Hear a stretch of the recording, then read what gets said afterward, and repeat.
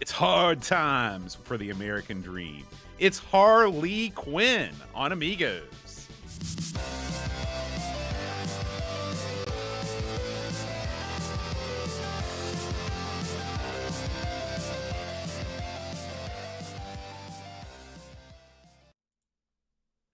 Everybody, welcome to Amigos. I'm John. And I'm Aaron. And today, Aaron, we're talking about Harlequin. Did you like how I snuck in those Harley race references? Harley race? Well, I was thinking Harley Bam. Quinn, the sexy clown girl from the old Batman the Animated Series, where she gained all I guess I could have done that annoying high voice. That would have been an appropriate opening. Mr. J. Right. Yeah. I was sort of amazed to learn that character was created for the animated series. She debuted on the cartoon. Yeah, first of all, the animated series, bow down. It's so great, all right? And secondly, that she wasn't the only one either, and they took a lot of characters that no one gave a crap about and made them not suck. Like Man-Bat? Well, I give it a whirl. But Harley Quinn was definitely the number one success story, and then ultimately she ended up moving into the comics, and now I guess she's a semi-movie star. I mean, people want to dress like her. I know that. Well, anytime you got a hot, sexy broad, there's going to be people dressing like her. Well, yeah, I suppose you're right. She's nuts. You know, I've known a lot of chicks that reminded me of Harley Quinn, except for the hot sectionist. But they got the rest of it down pat. Boat. Now, listen, when you think of Harlequin, right? Give me right off the top of your head. Give me three things you think of. The girl from the Batman, right? That's one. And then I think about your court jester, just sort of in general, and probably like playing card suits. Right. I'm the same way, except also I'll add in. Remember wasn't there a series of books called like Harlequin romance novels? Oh, you're right. Yeah, you always find those at the flea market. Dude. It's exactly where I was going to go. I see those things everywhere, man. You can insulate your house with those old things. Have you ever read any of the romance? Do any men read the romance novels? Well, when I was younger, we used to visit my grandfather in Louisville, my grandparents, and my aunt is one of those things. She's something like 13 or 14 years younger than my dad. So she was still, when I was young, she was still like, and she'd already moved out of the house, but just barely, but all of her old stuff was there. Yeah. And she had on a shelf, she had a pile of these Harlequin romance books. And so, you know what, when you are sort of in that, 11, 12-year-old phase, you open one of those bad boys up because you look at the cover. What do you see? Ripped bodice. That's what you see. Or pirates, or guys like he's got a chick in one hand and he's like fighting up a bear. Right, right. And so you just flip towards the steamy parts and you go, ooh, steamy. Is that, if you're the author, because I'm assuming like tons of people wrote those, right? Not just like one dude cranking them out. Like, how much gratification is it when people ask you if you're published? You say, yeah, I'm published. And it's like, well, what have you written? It's like, I wrote like Woman Falls for a Pirate, #6, in Harlequin Romance series.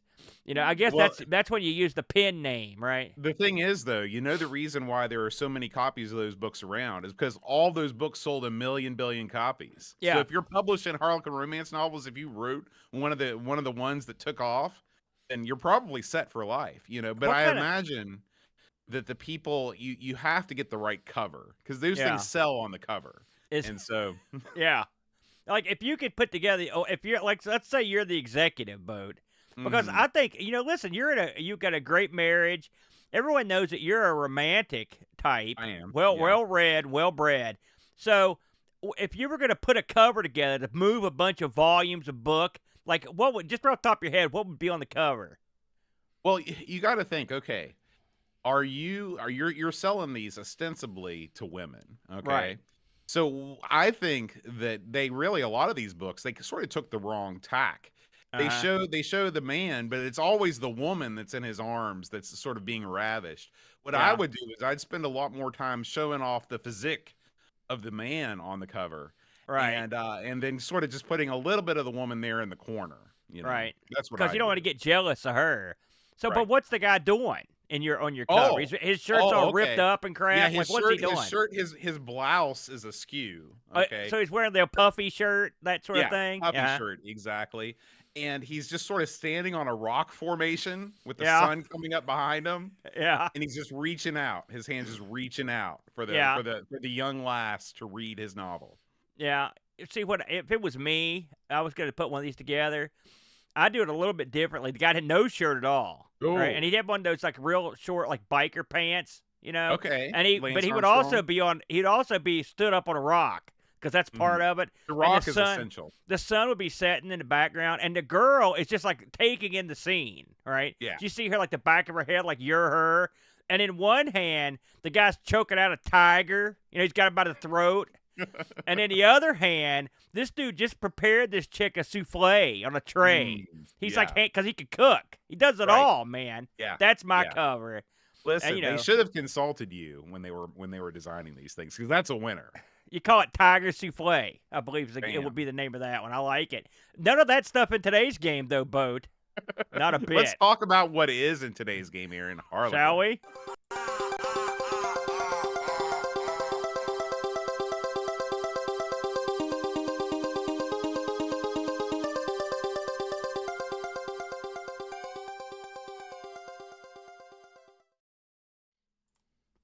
Man, what a love theme in today's game, Boat. Holy smokes.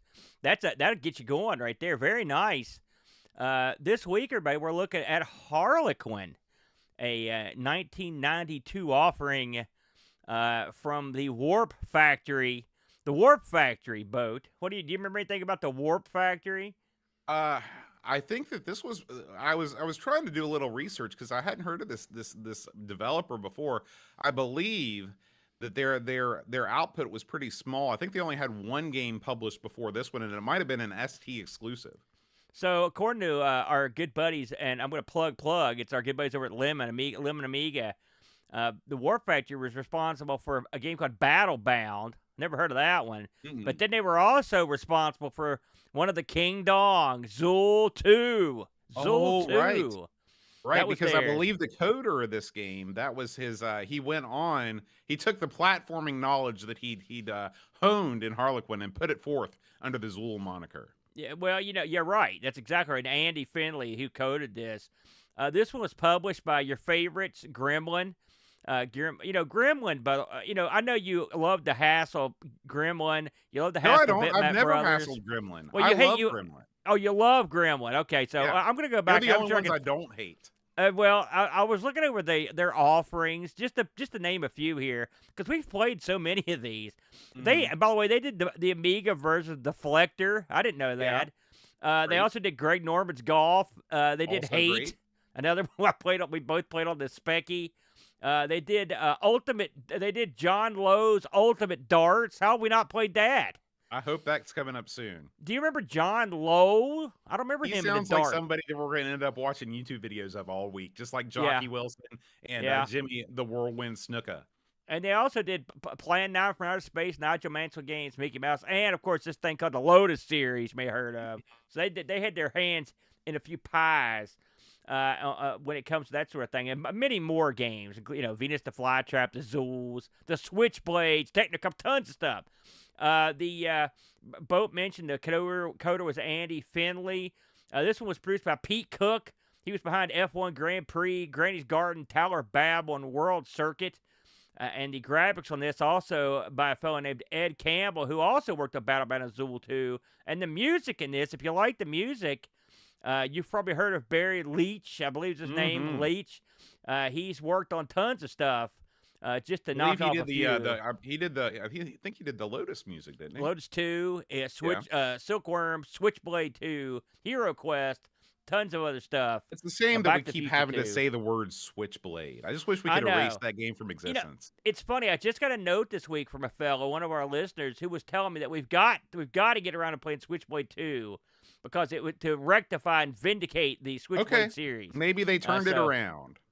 There you go. And Happy Cody hopped in. John Lowe got the first 9-dart finish on television. So I think I watched that. So I guess we have seen this guy. I think I watched it on TV. This was a game that was came out on the Amiga and the ST, both the same year. It's an ECS OCS, 2 discs, both. This thing originally cost you £25 and 99p, boat, for this one, which that's a chunk. That's a chunk of change from back in that. No, I think that's a normal game price. Amiga game, yeah. Listen, we play so much budget stuff that if it's over like £2, I feel like I'm getting screwed. That's the way. Well, in most cases, you are. So yeah. So Harlequin. Now, Boat, I know you.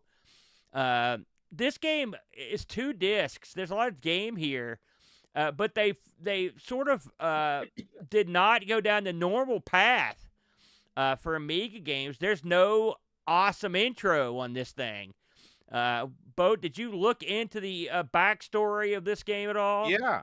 So oh, good. I was hoping you had. Let's hear it. Harlequin, that's his Christian name, lives in a world of imagination. Yeah. Okay. He lives in this world, Chimerica, and basically his life is a cornucopia of delight and wonder. Okay. Yeah. But at some point, as always happens to young Harlequins all over the world, he grows up. Okay. The cat's in the cradle with the silver spoon. Oh, I hate that song so much. And he decides that he wants to give up this endless delight and wonderment for respect, money, and a career. Okay. Yeah. Bad move. Okay? Yeah, he made the wrong call there, didn't he, Boat? I gave up my wonderment for that, and now I've spent all that money trying to get my wonderment back. Right. Exactly. And so now off in this other land, they never really specify what other land that Harlequin goes to. He hears that times are rough in Chimerica. Sort of a scouring of the Shire type incident has happened where a bad wizard or a bad guy has moved in and is tearing up all the crap. Everybody's enslaved. And who needs to come and save the day? That's right, Harlequin. So Harlequin, he shakes off the business suit attire, and he finds his old Harlequin suit from when he was a boy. Yeah. And he stretches that skin-tight edifice over his loins. And bam, he's back. Okay? He's back, and he's ready to tear things up in Chimerica. He did keep his business shades, though. You know, we just, me and the Brent a couple months ago, we had a game we played on the old Atari ST called Black Lamp. Mm-hmm. Yeah. In this game, you play a court jester, similarly dressed to this guy. And I will say that one thing that the Black Lamp guy had going for him was he shot fireballs from his groin, that region. You know, this guy shoots hearts. Well, you can get a cream, I've heard. Yeah. But this guy shoots love, basically. Mm-hmm. Love. You know, because he's coming back to his childhood stomping grounds to clean up the mess of his absence. Because when he wasn't around, Bo, you know how it goes. It's like when I go away for a week. I come back to the house here, the love's gone. And everything's ruined. You got to be careful. Stuff will bite you. You know, there's dirt and crud hiding in the darkness. It's the exact same deal. So random animals have appeared in your living room. Yeah. And I can't tell you how many times I've had to come back and squeeze in the clothes I wore when I was 8. It's a tough squeeze, Boat. I can tell you that right now, brother. You need to. Do you still have that sweater from the picture where you're in the wheelchair? No, I'm afraid not, man. Boat. I'm never gonna. In fact, I believe that was burned multiple times.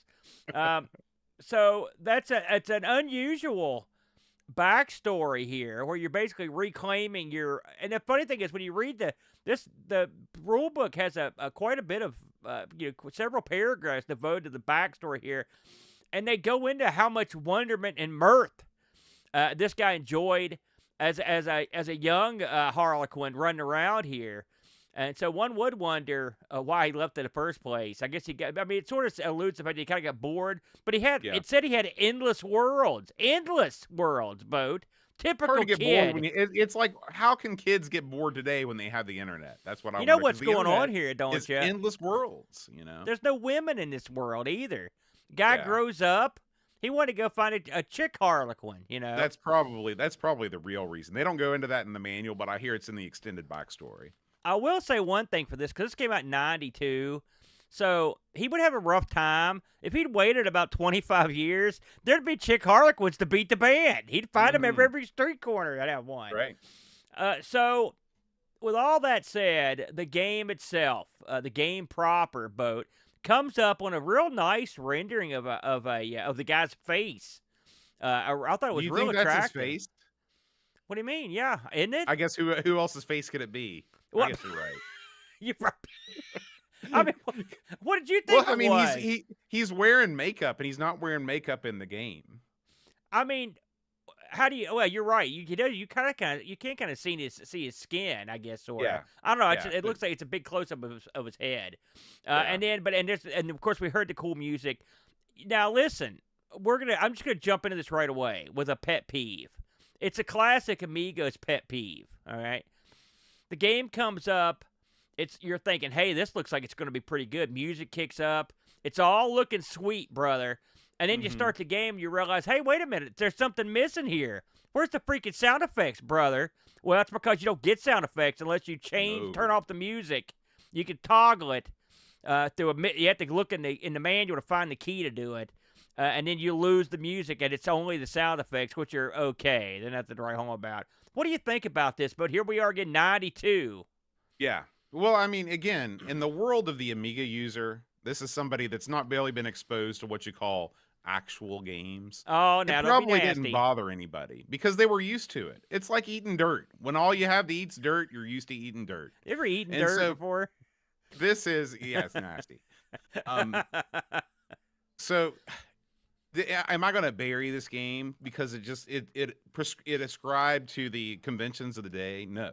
Because that's just what people were used to. Even though the Amiga could easily handle sound effects and graphics at the same time, it was difficult to program that in. You know, I was irritated.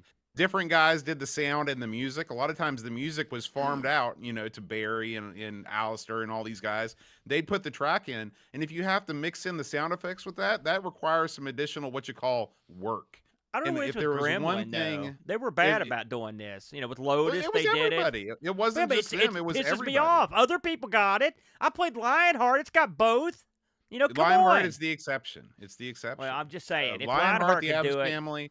I mean, other people do it.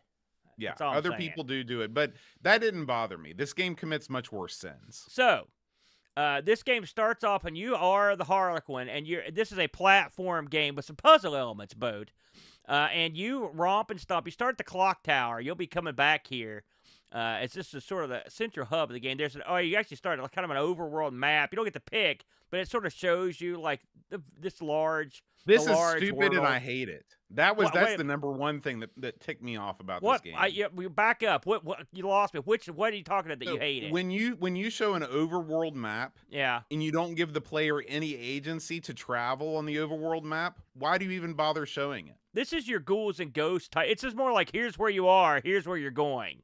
But they don't show you where you're going. Well, it gives you're going somewhere on the map. It just doesn't tell you exactly where. Again, this is the difference. Ghouls and Ghosts, they do it right because they show you a map of where you start and where you finish. This game shows you a big old clock tower with some junk in the background, and then it says, "Hey, you're in Chimerica, brother. Let's go." That's it. Yeah. So, nevertheless, the game starts up, and this is a game where your guy. Eventually, you will, of course, update your abilities. But you start off shooting hearts out of your chest. It's love, sweet love that you murder your opponents with. I don't know what that means. And the opponents on these levels, this first level in particular, are these giant, like weird-looking, like clocky-looking guys. And then not to be outdone, there are some alarm clocks that roam around that fall from the sky randomly. As you go through the level, you also come across various weather patterns that'll try to hose you. Now this game has a button for hearts, up for jump, and the funny thing is, I played this with the controller, the CD32 controller, and I could never get it to naturally use a button for jump. I always was stuck with up to jump on this. I think the mistake that people make is thinking that the CD32 controller is going to be programmed to give you up for jump, when it was clear that lots of people didn't want button for jump, and so they just didn't program it in the game at all. I did. I wanted it. In my experience playing this on the Mister, Yeah. the A button was conveniently mapped to the WHD load quit key. So, every once in a while, when I get hot and heavy in the action, I'd press that and have to restart my game. It Oh, was man. glorious. Well, I must have a different WHD load because I didn't have that trouble. In fact, I even mine had a trainer, so eventually I could go into like trainer mode. I did Oh, some that other sounds interesting great. stuff to see some. Well, I mean, I wanted to see some of the various levels that were on offer here, boat, because my skills weren't good enough. Now, just right out of the gate, as you go through this, early on, it's a run and jump situation. I will say there's some interesting stuff they do. This is one of those games that gives you like a little like clues. So every once in a while, a light bulb will pop over your guy's head. If you stop moving, if you hit the space bar, a message will appear, and it'll say something like, you need to go up, or this is, usually it's a little, or like this door is barred. How can you get in? They call it a hint. Yeah, I mean, yeah, or something to further explain what you're looking at. Helpful nods, and then I didn't find them that helpful, but they are there. You'll also come across various pickups. You come across little packages that when you go across them they explode, and food comes out that's like health. But here's a weird tip: if you don't fool with the package, it'll rewrap itself. You can come back later because you're going to be through here more than once or twice. You'll also come across things to augment your powers, including stuff like an umbrella that'll help you float down easier. It's a little bit better shots, etc. And you'll also come across, like I said, these little clocks. The little clocks in this first level really suck, boat. For me, I thought they come out of the heavens, and you just can't see them come. They almost like fall on you, and they're just irritating. We should mention a Harlequin does have a health bar, and he's also at the right-hand side of the screen. He's got this face, and when you get enough pickups to make that face fill up, then what you'll do is you get an extra continue boat, which is kind of neat. When you die in this game, you go to a continue screen, and if you have continues, you can continue. Otherwise, you're done. But you do I thought you get a pretty decent amount of health. When Harlequin comes on the screen, it's quite a sight. Like lots of diamonds shoot out, and kind of converge when your guy pops out. It's kind of an interesting way to do it. I thought it was attractive. Things blow up in a satisfying way, and the bad guys in this are different looking. Boat, your initial thoughts when you loaded this thing up? Well, I was impressed by the way the game looked for sure. I thought the characters are drawn well. Obvious care was taken in drawing each one of the elements on the screen. Everything's pretty colorful. Harlequin looks good. He all of his different states of being are nice. He even has an idle animation. He's always hopelessly out of breath, which I guess makes sense given the way that he traverses the world. But if you stop moving, he'll huff and puff. His chest will expand. So it's kind of nice to see that. The enemies are all drawn well. A lot of the sprites are big.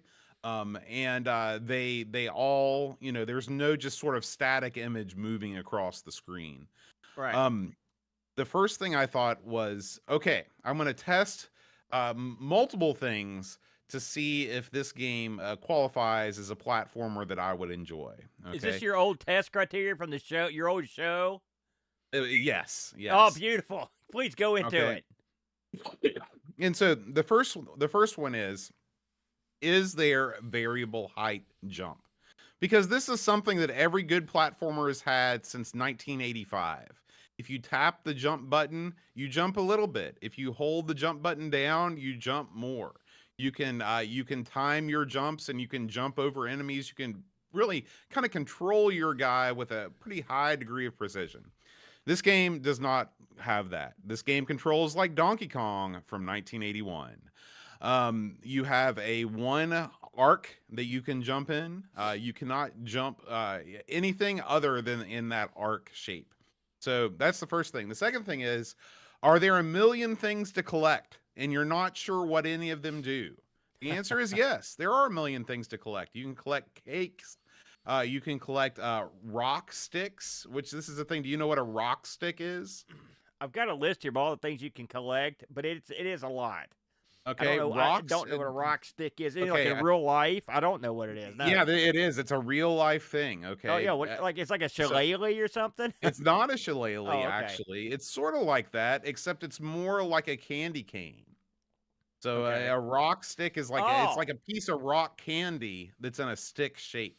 Okay. Okay. Yeah. Yeah. I get what you're saying. Yeah. Cause yeah, rock candy. I'm buying it. Okay. Yeah. Yeah, I did yeah. see So those. I was Absolutely. confused by that too, but the Discord people set me straight. Yeah. Okay. You can go ahead and read through the rest of the things that you can collect in this game since you got it Well, up.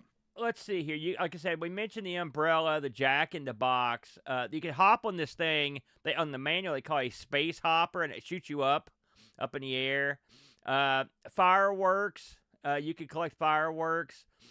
You can collect hearts to give you extra firepower. Of course, you can collect food to give you you can get food. So that's Yeah. and then there's Yeah. a bunch of other stuff. Now, We mentioned the continued play tokens that fills up a picture of Harlequin on the side of the screen. If you get enough of those Harlequin, you'll get a continue. right. Now, I don't have a problem with putting collectibles in a game. It's an essential Yeah. part of platforming. But when you have stuff that makes no when you collect a teddy bear, for example, this does nothing. Okay? When you collect a stick of rock, it does nothing. Okay? Why is it in the game? What is it there for? Those There's are no his childhood score. goodies, I guess. Yeah, there's no score. And that you will get things that say plus heart, okay, when you collect some stuff. And as you move through the level, your heart will change color. But there's no gauge. It's not like a shooter where you have different levels of power. So it's possible that these things change the power of your heart bullets, but it's never explained in the manual, and it's never and there's no gauge on the screen that shows you anything about that. So this is another thing. This is another strike against it. Okay. The next thing is, can I complete the first level in under 3 minutes or so? No. Heck no. Did I complete the first level? Yes, but it takes a long time. This is another one of your classic multi-scrolling European exploration platformers. If you like Yojo, you'll love Harlequin because they're almost the same game. You're traversing through. Actually, it's sort of like a mashup between Yojo and Gods because the main puzzle in this game is your classic switch puzzle. You've got to find a switch somewhere that opens a door or that allows you to reach an area or another switch that you can't operate unless you find the other switch. Okay, so if you like switch puzzles, you're playing on the right system, and you will like Harlequin. This game does have multiple entrances and exits throughout levels. They will take you to various sub regions. You'll go inside, little corridors, or sometimes you'll go into the water. What's great about that is that it mixes things up. What's not so great about that is that sometimes the doors don't lead to the same place all the time. This is mentioned in the manual, and they sort of laugh it off like this game's going to be hard to map. Well, yeah, if you make doors come out of different places, at different times, that is going to make it difficult and frustrating.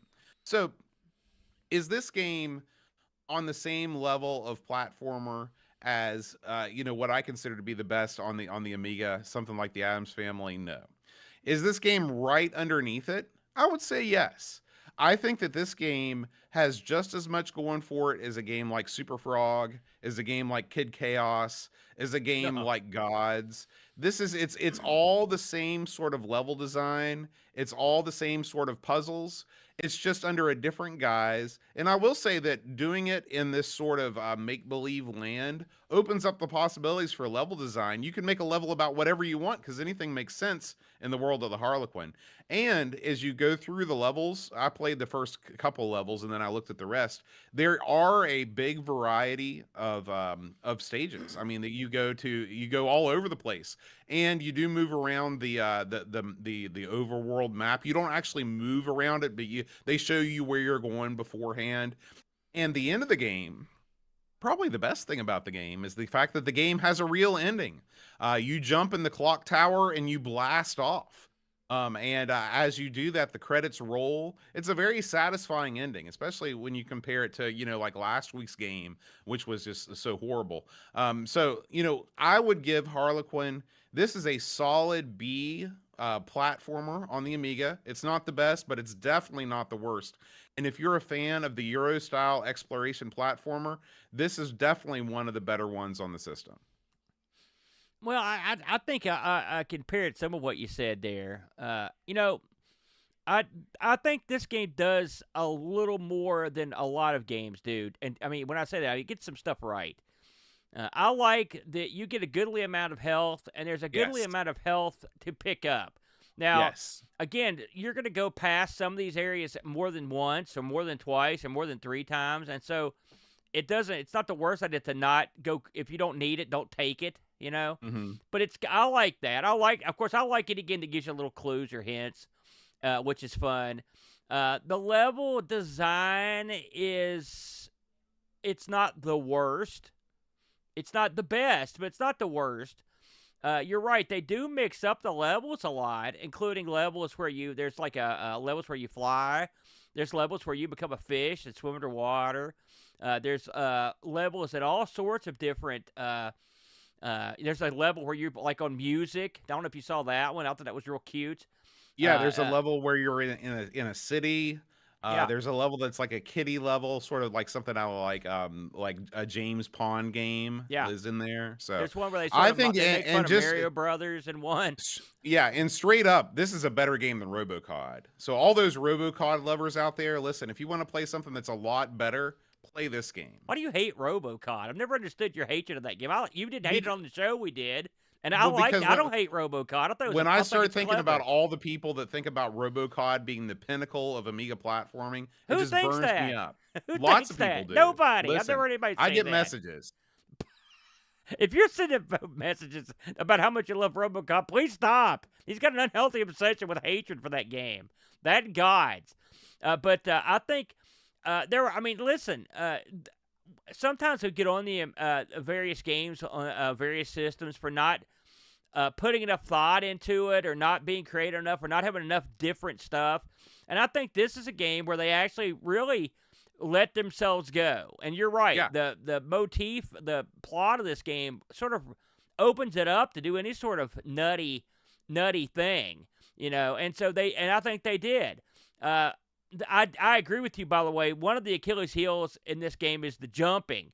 So when you jump, you've got an arc. Now you can change direction when you jump, but you can't vary the height or distance of you're gonna cover it, even if you bounce back the other way. And so what that does is it's almost horrible, but it's bad because you have to it means you have to take off in a very specific point, or make a crazy landing where you have to sort of jerk backwards at the last minute.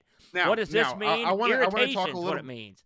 I want to talk a little bit more about the jump. So the jump is, again, I'm going to bring back, there's a lot of comparisons between this game and Donkey Kong, okay? In Donkey Kong, the key to success in the game is mastering that arc. And that's the key to success in this game. Also, like Donkey Kong, and my number one least favorite thing about this game that really drags it down from an A platformer to a B platformer is the fact that there's fall damage in this game. You cannot have a game where you're encouraging the player to explore by vertically climbing heights of platforms and then punish them by not knowing how to judge a jump properly by making them lose health. They put the umbrella in there to mitigate that, and I'm glad that they do. But they just shouldn't have. You should not have had fall damage in this game. What the umbrella should allow you to do is to position yourself, if you do miss a jump, to not go all the way to the bottom of whatever stage you're trying to work your way up from. But including fall damage in a game like this is a cardinal sin, and it's singly the worst thing about this game. Well, that's exactly where I was heading. The jump, you can get away with this sort of jumping in Donkey Kong because it's not a different kind, and it's a different kind of game. It's a different kind of. You also see the whole stage ahead of you, so you know what you're doing before you do. Yeah, I mean, you're right. I hadn't thought about it until you mentioned it, but you're right. This is exactly the way Donkey Kong, because Donkey Kong, you can switch in midair too. But you're not taking these huge deadly jumps across half the zone. When you're playing Donkey Kong, you jump in a barrel. And sometimes you need to flip back. I tried to get used to the jumping in this, and what makes it worse, and not to parrot you again, but you took the words out of my mouth.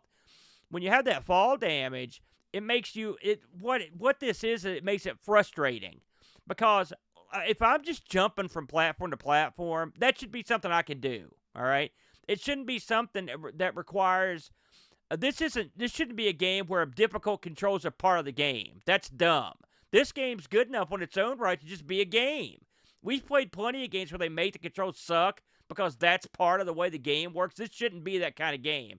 And there's no reason that you couldn't have made this guy more controllable in the air, as opposed to, it's just frustrating. And then when you fall off something, a jump you think you should have made, and then you take fall damage, it is irksome.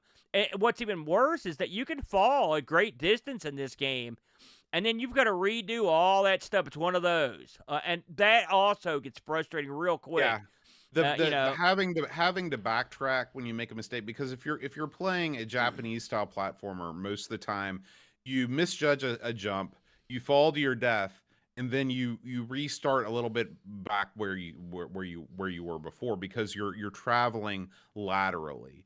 But in a game like this, where the majority of the stages involve climbing these big structures, you make one mistake and you're just repeating what you've done before ad nauseum. Yeah. And again, for people that are used to this type of game, this is part and parcel. And again, it just shows you the insularity of the European developer, because they were only playing stuff that was within their sphere.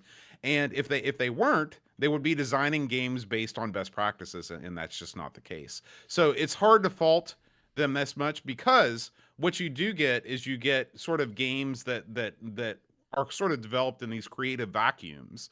But the downside is that when you expect a game to look like this, you expect it to control a certain way, and when it doesn't, it becomes frustrating. There's a couple other things this game that the guys did that I find odd about, if you want the truth. The music is one of them, but the fact that there's no music, there's no opening screen at all. I mean, you just basically, you hit the button and you're in the game. There's a credit screen. And a lot of people don't know that this game actually has, you can save your game. Yeah. You have to, it's in the manual. You can save your position pretty much anywhere you want, and then load that position, which is good. That's great. Why don't you have that on your opening screen? Right. Right beside the fact that you can turn the music and sound effects on. That's goofy that they didn't have that. It's odd to me that and again, this is the another sort of when you have a game that's literally developed by one person, you're expecting that one person to be a pro at all aspects of the game, not just the game, but the UI and everything like that. And so it's understandable why that whole load save system is awkward. It's unfortunate that we don't have a way to put that up on the screen. But if you get a chance to play this on your own, the whole thing is just done very poorly. But yeah, the fact that it's in here is very, very good. Yeah, because this is a game that it's just not like one of those, if you know what you're doing, you beat it in 20 minutes sort of affairs. This is hours and hours and hours of running around. And this is not the kind of game you're probably going to sit down and beat in one playthrough. Plus, you're going to need to save your games, just because some of this stuff, again, when I mentioned that the level design was not the worst, it still has some of the tendencies of the worst. Lots of blind jumps, lots of times where you just fall places trying to understand what the game wants you to do. I had a lot of that, like lots of getting lost. Not so much on the first level, but on subsequent levels, I could get lost or get to points where I couldn't figure out what to do. And so there's a lot of it there where you kind of want to save the game.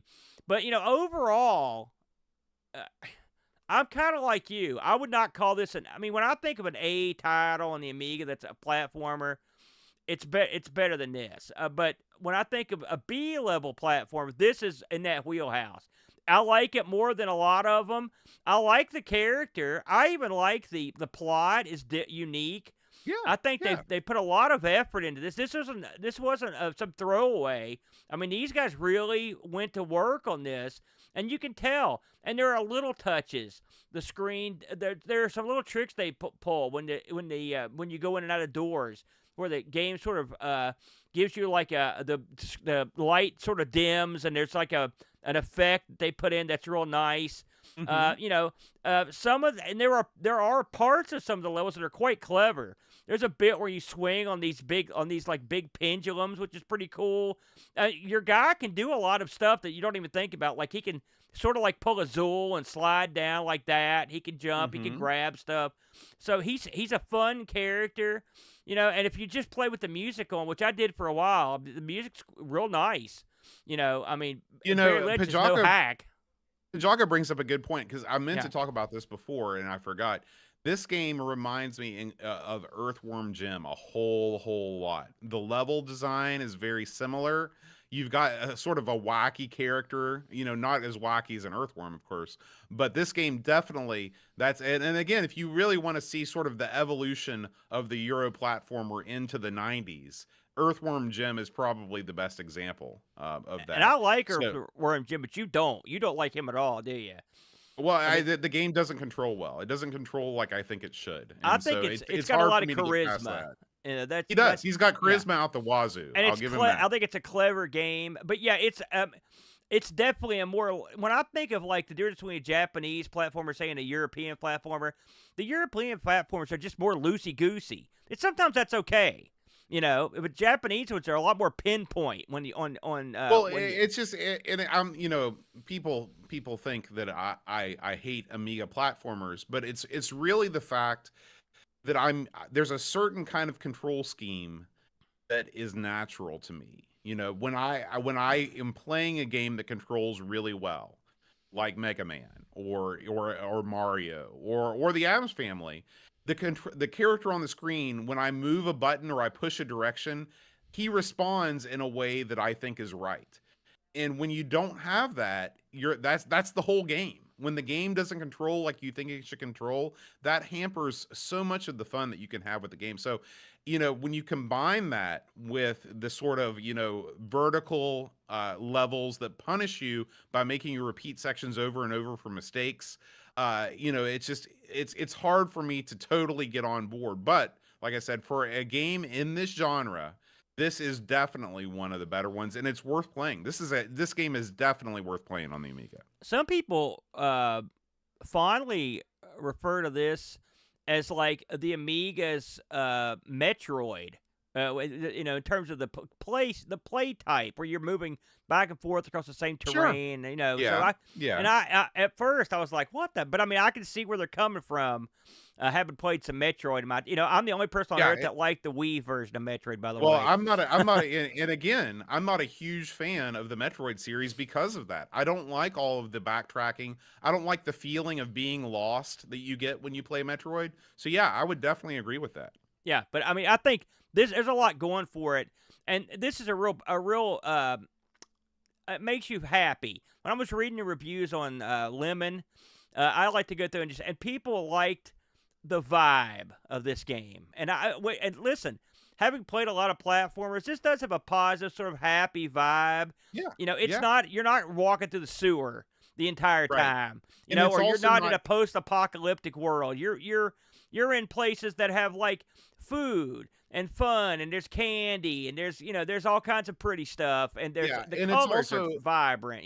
it's not garish like Trolls AGA was either. Like this game is Oh, bright it's and way better than colorful, that. Yeah. but it's not just so in your face trying to throw everything at you that it just comes off as garish. So this is a happy medium, and I do agree with those reviewers. This is a game in the sort of grimdark Amiga universe that we often found ourselves in.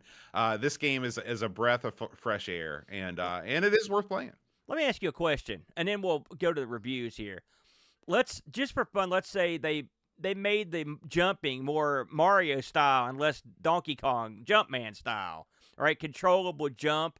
If that was the case, how much more could you have gotten out of this? Now you got rid of the fall damage. Those two small things. I think that's really what separates this from an A or a B. I think that Yes. the control, the jumping, and the fall damage. Because I can get past the rest of it. Like I said, the level design's okay. Yeah. And the rest of it's okay. Those are really the hang-ups I have with it. It's just that I don't like the way he jumps, and I don't like the punishment you get for failing to jump because the jump is so stupid. You nailed it. You Yeah, nailed it. there you go. Bo, did we get any Discord action on this bad boy? We did. We got some reviews this week. Our first review comes from the living legend himself, Graham W. Vebke. Oh. He says, "Will this be a platform game John actually likes? This is a very unique but fine example of a platform game. I like the concept and the atmosphere of this game. It's very different to the usual fare, especially using hearts of different colors as the weapon and getting special items from present boxes. I think the music is quite good, the sound effects are great, and the art really suits the atmosphere. Unfortunately, again, you can't have the music and effects together, so I prefer the effects when I play. Yep. It's actually quite a playable game. It scrolls and animates well, and not once did I think I failed because of non-responsive controls, but some of the enemies are a bit nasty and cheap in the way they stop you. Jumping is a little floaty, but once you get used to it, it plays just fine. The levels are uniquely themed and designed, and each level does have a bit of backtracking to find switches and things in the order to complete the level. There are lots of little touches in this game, which in my opinion add to its overall polish. The light bulb when you reach a key point on the level, and if you stand still it gives you a clue, or the huffing and puffing of your character after doing lots of running, or even those special item boxes which close up if you don't collect the item are there, and then it's there later when you return for it. Yes, it has an underwater level, but it's probably one of the most playable underwater levels I can recall. The more I play this bonkers Gremlin Graphics game, the more I like it. It's almost at the level of gods for me." So Graham liked it. 8 out of 10, Graham gives it. Harlequin, writes Pajako6502. "Everyone apparently raves about this game, and I have memories of it being well received back in the day. I haven't really played it until now, so maybe you had to have experienced it back then to truly love it. I do recall having a one-level demo on a magazine disc and being quite enamored back in the day. But this is a tough game with floaty controls and punishing level design. You will fail and have to go back around, redo sections over and over. And those same controls will see you easily missing platforms that are a mile wide. And it's a real shame because with tighter controls, this could be, for me at least, an amazing game. On the flip side of the coin, the graphics and soundtrack are amazing. I would urge you to have a play if you haven't, because it's unique and you never know, maybe this is your cup of tea. While I struggled with the controls, I can see something cool and want to play more. So this gets a 7 out of 10 for now, and I'll revisit this sometime in the future." And he says, "P.S. Playing with the joystick is better, so go with a classic joystick for the best experience." Those are our Discord reviews, Aaron. I did have a look to see how this reviewed amongst the people at the time. The folks over at Lemon like this game pretty good. They give it a 7.59, which is a pretty good score on Lemon. And it's funny reading the reviews. Like I said, there a lot of people are really into this game, the plot especially.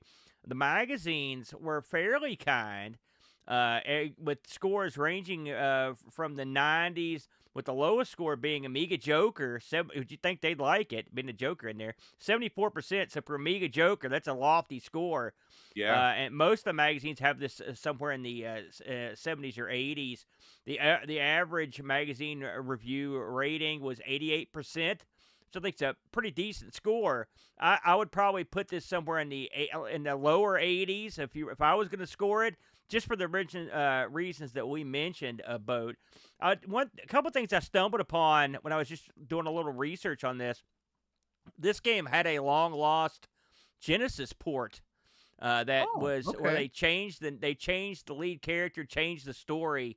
Never got released. I believe it's out there if you want to purchase it. If you do a little research, I can't recall the name of it. And get this, I also watched a video where a guy was talking about how this at one time was being reskinned to be released as a game based on the band Madness, which apparently never came to fruition. So if I like that band. I was listening to some of their stuff just at work the other day. Me and my buddy are both big fans of Madness. And if you're a big fan of the Young Ones, they're one of the few acts that were on the Young Ones multiple times, because they were the perfect band for that show. So they were a good band. I don't know how they would have done for a reskinning of this game, but I mean, why not? It bills itself as a strange game. So, by the way, we didn't mention this, but this game does bill itself as like the strangest game ever or whatever. This has got nothing on the game like Weird Dreams. I mean, it's not that strange. I think that it's not that strange at all. Yeah, I think it's a great marketing tactic, though. Yeah. Lastly, if you're interested in picking this up, and by the way, I would have bet sweet money that I owned this. I looked in my collection trying to find it, but I don't. If I had it, I don't know. I don't have it now. but you can pick these up if you're in the UK for somewhere around $20. I think this was a pretty big seller back in the day, Boat. So I think that there are plenty of these things around. But so on the boat scale, Boat, where do you put this? This is I'm right there with you. I would give this as a solid 85. I'm right there with you. This is one you should give a shot, and if you can get comfortable with the jumping, you might get into it. Are you a sketchy tech? Do you have the right tools for the job? Have there been incidents? Next time, don't try to fix it yourself. Send your broken Amiga to Retro Rewind. Get a full diagnostic, a reasonable estimate, and the peace of mind knowing that your machine is in the hands of real technicians with decades of experience and cutting-edge repair equipment. Save 10% off your repair with the promo code Amigos10. Thank you to RetroRewind.ca for supporting this episode. Amiga News.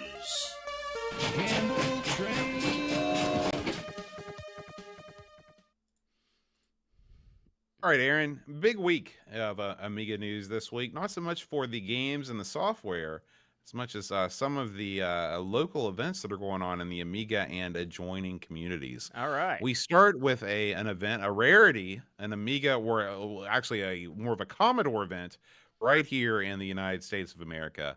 The Southeast Michigan Vintage Computer Club is rocking and rolling. Their next meeting coming up on April 6th, Aaron. The swap meet is now free of charge.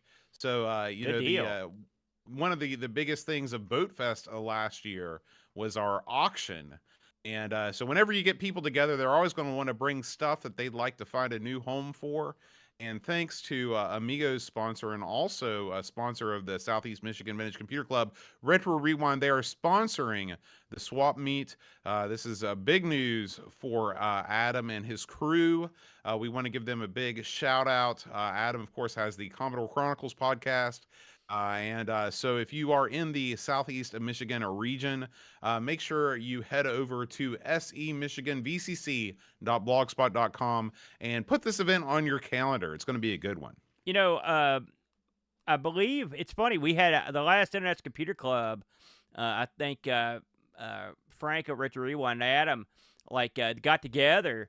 And thanks to that little hookup, they launched this thing. They had their first meeting. It was a big success. There's video of it. And I suspect that in that area, you're going to get a lot of action. It's not like you're in Hurricane Boat. I mean, this is like, there's Detroit and crap around there. So that's a huge, that city's got more people than our whole state probably. Yes, so they're going to get a lot of action up there. And Adam's a good man to run the show he's got a infinite Commodore knowledge right across the board. So this should be a good time. And hopefully someone out there will send us some video of the swap meet because we both I've got swap meet fever, brother. Unfortunately, all the swap meets around here turn to crap. You know, there's not a lot of highfalutin retro computer collectors here in the home area. You know, I get a hillbilly flea market these days, and I think I tapped that sucker out, Boat.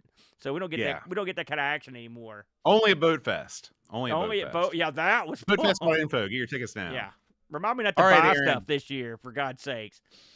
Next up, my personal favorite Mr. Front End for the Amiga, Mega AGS, has released a new version. This actually was released at the end of December, but I just got around to downloading it, and it is amazing. Of course, there's lots of different front ends available. You've got the Mini Amiga.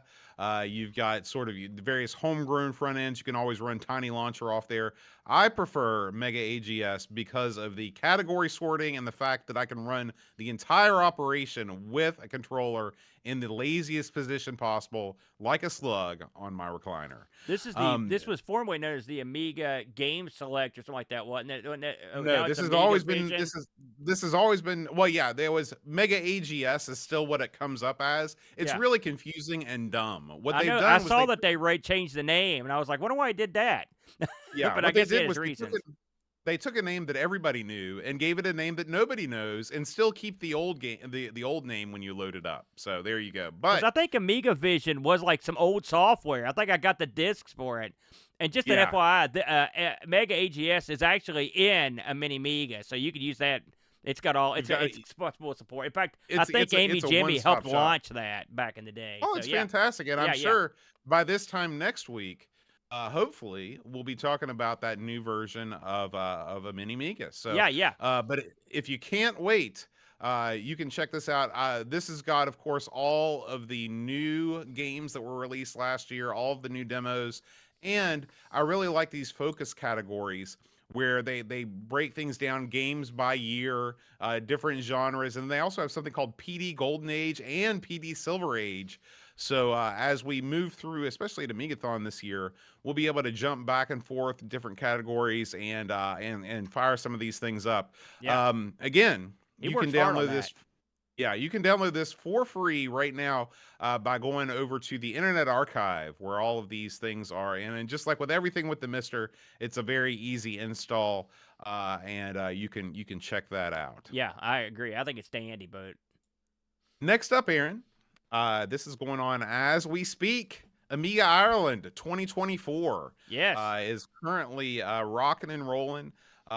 Tickets are still available because tomorrow, if you're watching live and you are in the vicinity, you can still pick up a ticket because, of course, Saturday is the big day for Amiga Ireland. Right now, we've got Pixels at Dawn is there.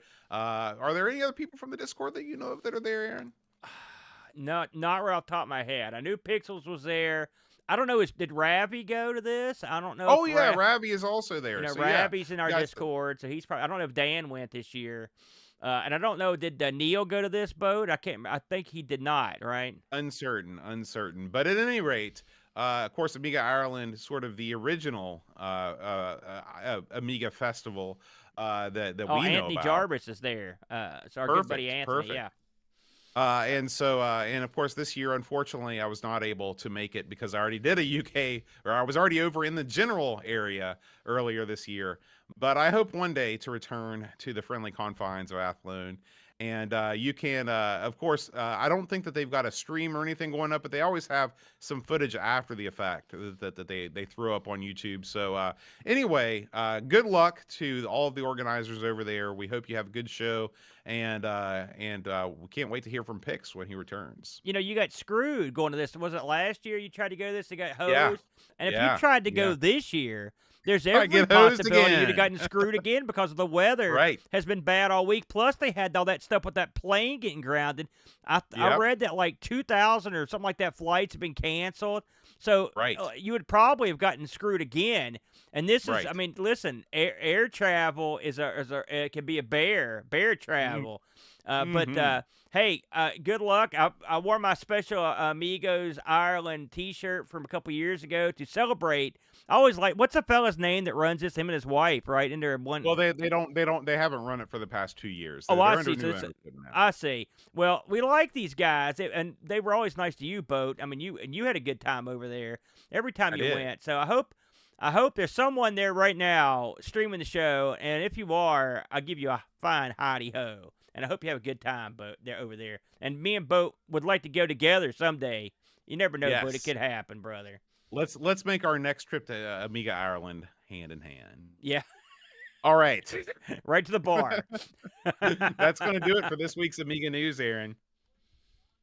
Sounds good to me. You ready to see what we're playing next week, Boat? Let's see.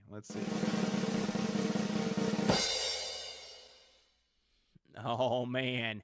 It's Public Domania, Boat. Next week, Public Domania. That's right. And we do have a line on our next game. Our next game for next week is a Pac-Man inspired game called Platman. Platman. Can it be better than Crapman for the Atari ST? That's my new low end. If it can be better than that, because that game infuriated me on many levels. So we'll see how Platman does. Yes. All right. And that's going to do it for this week. We want to thank everybody that's watching us live on Twitch and YouTube, twitch.tv/amigosretrogaming if you want to take part in the chat.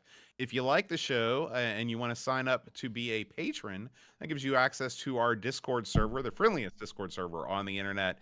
We have brand new magnets for 2024 you get, and of course, you get the satisfaction of knowing in your heart that you've helped us along with almost 500 weeks straight of Amiga goodness. Oh, all right, man. guys. Thanks as always for listening. We will see you next week. And until then, Adios. Amigos is made possible by contributions from listeners like you. Patreon supporters help choose the games we play, receive exclusive magnets, and get access to the Amigos Retro Gaming Discord server. Visit patreon.com/AmigosPodcast if you'd like to support the show and join our community.